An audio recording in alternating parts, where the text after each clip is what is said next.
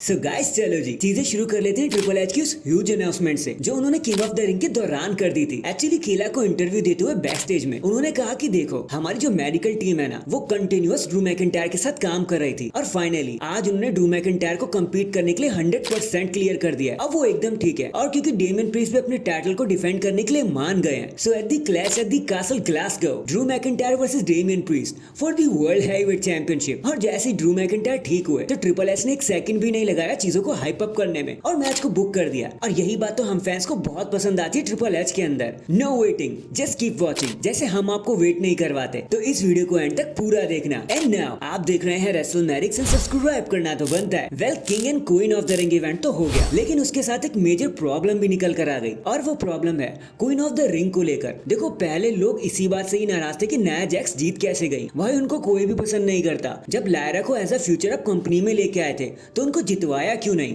अब मतलब ही क्या रहा उस चीज का। यहाँ तक कि लोगों ने ये कहा कि क्या आप लायरा को एनएक्सटी से डब्ल्यूडब्ल्यूई में इसलिए लेकर आए ताकि उन्हें हराया जा सके। और एक चीज ये भी है कि लोग वैसे ही नाया जैक्स को पसंद नहीं करते थे, ऊपर से लायरा के साथ फैमिलियर भी नहीं थे, तो लोग शांत होकर इस मैच को देख रहे थे जैसे कोई जीते ना हारे उन्हें कोई फर्क भी नहीं पड़ना था। ऊपर से जब नाया जीती तो लोग बुरा ही मान गए कि भाई इनको क्यों जिता दिया। चलो गंथर जीते वो तो बात की बात है, एटलीस्ट उन्हें यू डिजर्व इट की चांस तो मिल गए। लेकिन यहाँ तो लोगों ने तालियां ही नहीं बजाई जब नाया जैक्स जीती। उनको लगा कि भाई इन्हें क्यों जिता दिया। और गाइस सही मायनों में हम फैंस एकदम सही सोच रहे हैं। भाई जब लायरा को हरवाना ही था तो नाया जैक्स के साथ वो बियंका बिलेयर को भी रख सकते थे, थोड़ा बहुत मैच ही देखने में मजा आ जाता।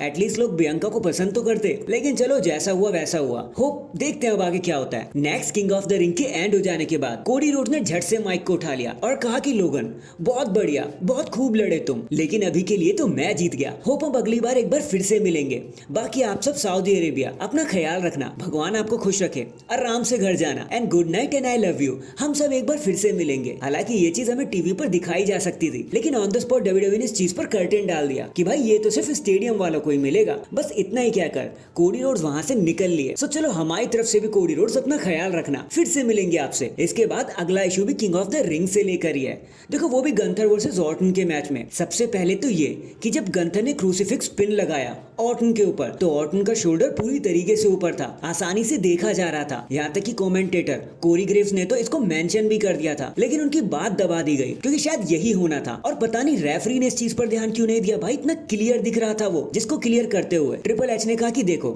मैं समझता हूँ कि आप लोग गुस्सा क्यों हो रहे हो, आप नाराज क्यों हो रहे हो, ये बात मुझे समझ आती है। देखो जिस साइड मैं बैठा था ना वहां से मुझे कुछ क्लियर नहीं दिख रहा था तो मैंने गंथर को क्राउन दे दिया। बाकी जब पीछे बैठकर मैंने ये सारी चीजें देखी तब मुझे समझ आया कि आपकी नाराजगी एकदम वाजिब है। देखो यार वो रेफरी का डिसीजन था और रेफरी का डिसीजन ही फाइनल रहेगा, लेकिन मैं चीजों को थोड़ा ट्विक जरूर कर सकता हूँ। सो ऑर्टन को चांस तो मिलेगा, बल्कि उन्हें तो सेकंड चांस मिलेगा गंथर से लड़ने का। सो 2 हफ्तों में जब रेंडी ऑर्टन एकदम रेडी हो जाएंगे तो हम एक बार फिर से ऑर्टन वर्सेस गंथर को लड़ते हुए देखेंगे। एंड मैं मेक श्योर करूंगा कि इस बार जब भी ये मैच हो तो कोई कंट्रोवर्सी में एंड नहीं होना चाहिए। लेकिन अभी के लिए गंथर आपके किंग ही रहेंगे। और इतना कहकर ट्रिपल एच शांत हो गए। So that is it guys, अभी के लिए तो बस इतना ही। देखो आप मुझे बताना आपको ये king and queen of the ring event कैसा लगा, क्या आपको बहुत मजा आया या फिर आप विनर्स को देखकर परेशान ही हो गए। कमेंट करके जरूर बताना। एंड चैनल पर नया है तो चैनल को जल्दी से लाइक एंड सब्सक्राइब कर दो। बाकी मैं मिलता हूँ आपसे किसी और अपडेट के साथ, तब तक के लिए अपना ख्याल रखें और खुश रहें।